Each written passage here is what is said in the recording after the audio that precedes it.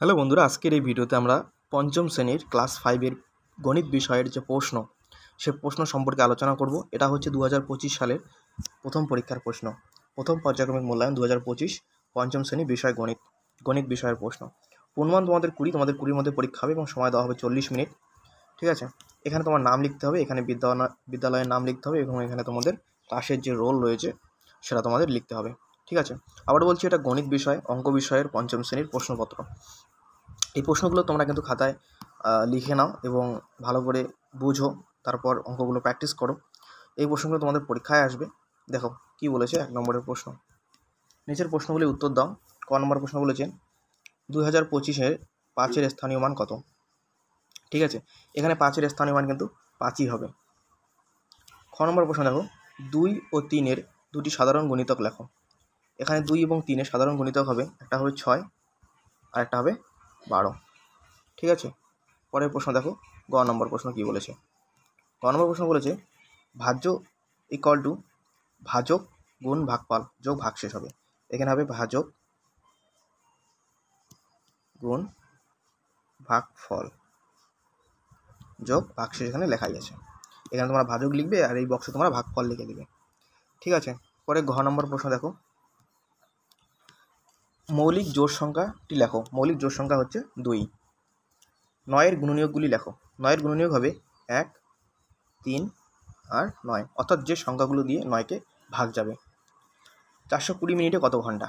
ঠিক আছে, 420 মিনিটকে যদি আমরা ঘন্টা হিসাব করি, 60 মিনিটে 1 ঘন্টা, তাহলে কিন্তু আমাদের 60 দিয়ে ভাগ করতে হবে। ঠিক আছে, এটা তোমরা 60 দিয়ে ভাগ করবে 420-কে। এটা যদি আমরা ভাগ করি তাহলে 7 হবে, 6 0 0 6 7 42 মিলে গেল, তাহলে আমাদের হবে 7 ঘন্টা। ঠিক আছে, এখানে উত্তর কিন্তু সঠিক উত্তর হবে এখানে 7 ঘন্টা। ঠিক আছে, পরের প্রশ্ন দেখো, 2 নম্বরের প্রশ্ন কি বলেছে, 1 এবং মৌলিক উৎপাদকের সাহায্যে গসাগু নির্ণয় করো 22 এবং 55। ঠিক আছে, দেখো এই অঙ্কটি তোমরা কীভাবে করবে। দেখো এটা কিভাবে করবে। ঠিক আছে, তোমরা প্রথমে 22 এখানে লিখে দেবে। 22কে যে সংখ্যাগুলো দিয়ে ভাগ যায়, 1 দিয়ে ভাগ যাবে, 2 দিয়ে ভাগ যাবে এবং 11 দিয়ে ভাগ যাবে, এটা তোমরা গোল করে লিখে দেবে। এবার 55 এখানে লিখবে। 55কে 1 দিয়ে ভাগ যায়, 5 দিয়ে ভাগ যায় এবং 11 দিয়ে ভাগ যায়। এগুলি লিখলে এবার 22কে আমরা বিশ্লেষণ করে কি পাইলাম, 1 গুণ 2 গুণ 11। 55কে বিশ্লেষণ করে 1 গুণ 5 গুণ 11। তারপরে লিখব সবচেয়ে বড় সংখ্যা হচ্ছে 11। এখানেও 11 আছে, এখানেও কিন্তু 11 আছে। সবচেয়ে বড় সংখ্যা হচ্ছে 11।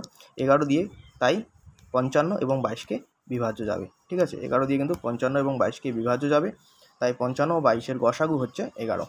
সঠিক উত্তর হবে কিন্তু এখানে 11। ঠিক আছে, পরের 3 নম্বর প্রশ্ন দেখো কি আছে।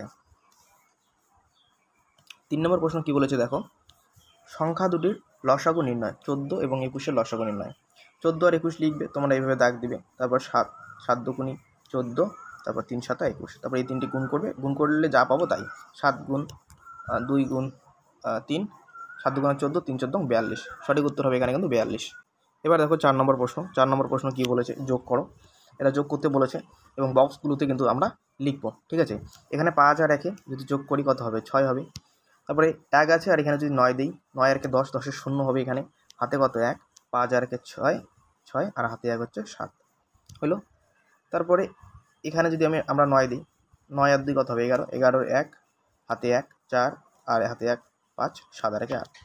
তাহলে আমাদের এখানে বক্সে কিন্তু এখানেও 9 বসবে, এখানেও 9 বসবে। ঠিক আছে, আর এখানে তোমরা 5 1 8 5 1 7 0 6 এভাবে কিন্তু করে দেবে। পরে 5 নম্বরের প্রশ্ন দেখো কী আছে। 5 নম্বরের প্রশ্ন বলেছে গুণ করো। গুণ করো, এটা আমাদের গুণ করতে হবে। দেখো তোমরা কীভাবে গুণ করবে। দেখো এখানে গুণটা করে দেওয়া আছে, তোমরা এটা দেখে খুব সুন্দরভাবে কিন্তু এটা করে নেবে। ঠিক আছে, দেখো গুণটা কিন্তু এখানে করে দেওয়া আছে। পরের 6 নম্বর প্রশ্ন দেখো কী বলেছে, ভাগ করো। তোমরা এই ভাগটা কীভাবে করবে দেখে নাও। ভাগটা দেখো এখানে করে দেওয়া আছে, তোমরা সুন্দর করে কিন্তু এই ভাগটা তুলে নেবে। এটা কিন্তু উত্তর হবে 5 3 5 2। ভাগটা সুন্দর করে ভাগটা তুলে নেবে। ভাগটার সম্বন্ধে আর বললাম না, কারণ তোমরা এগুলি জানোই। ঠিক আছে, পরের প্রশ্ন দেখো কী আছে। 5 নম্বর 6 নম্বর গেল, এবার দেখো 7-এর প্রশ্ন। 7-এর প্রশ্ন কী বলেছে, ক নম্বর প্রশ্ন, বাবা ও ছেলের বর্তমান বয়সের সমষ্টি 60 বছর।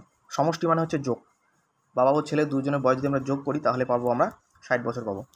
15 বছর পর তাদের বয়সের সমষ্টি কত হবে। 15 বছর পর দুজনের বর্তমান হচ্ছে কত, 60 বছর। 15 বছর পর তাদের বয়স তো দুজনেরই বর্তমানে হচ্ছে 60 বছর। 15 বছর পর তাদের দুজনের বয়স বাড়বে, তাহলে 15 দুজনে বাড়লে কত হবে? 30 হবে। 60 আর 30 হবে 90। এটা তোমরা ভাষায় কীভাবে লিখে করবে দেখো, লিখবে বর্তমানে বাবা এবং ছেলের বয়সের সমষ্টি 60 বছর। 15 বছর পর তাদের দুজনের মোট বয়স বাড়বে 15 দুগুণা 30 বছর।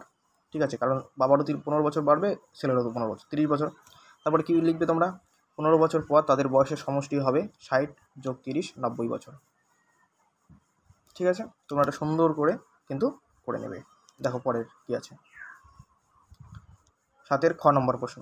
7 খ নম্বর প্রশ্ন কী বলেছে দেখো, একটি শ্রেণীর 42 জন শিশুর গড় বয়স 11 বছর। 42 জন মানে হচ্ছে 42 জন শিশুর গড় বয়স 11 বছর মানে হচ্ছে একজন শিশুরই কিন্তু 11 বছর বয়স। তাদের বয়সের সমষ্টি কত? এই অঙ্কটার মধ্যে 2 নম্বর আছে, তোমাদের এটা করতে হবে। দেখো তোমরা লিখবে প্রত্যেকের গড় বয়স 11 বছর, এভাবে লিখবে। মোট শিশুর সংখ্যা 42 জন, তাহলে তাদের বয়সের সমষ্টি হবে, এটা গুণ করতে হবে। ঠিক আছে, তোমরা যদি এটা গুণ করো, দেখো কীভাবে এটা করবে। এটা লিখলে তারপর লিখবো বয়সের সমষ্টি 42 দিয়ে 11কে গুণ করে দেবে। গুণ করার পর কিন্তু তোমরা 462 বছর, এটা কিন্তু সঠিক উত্তর হবে। ঠিক আছে, এই ছিল তোমাদের ক্লাস 5-এর পঞ্চম শ্রেণীর অঙ্ক বিষয়ের প্রশ্ন। পরবর্তী ভিডিওতে আমরা অন্য বিষয়ের প্রশ্ন নিয়ে আলোচনা করব। ভিডিওটি যদি ভালো লেগে থাকে অবশ্যই লাইক, কমেন্ট, শেয়ার করে দিও বন্ধুদের মধ্যে, সাবস্ক্রাইব করে দিও। ঠিক আছে, পরবর্তী ভিডিওতে দেখা হচ্ছে। টেক কেয়ার, ধন্যবাদ।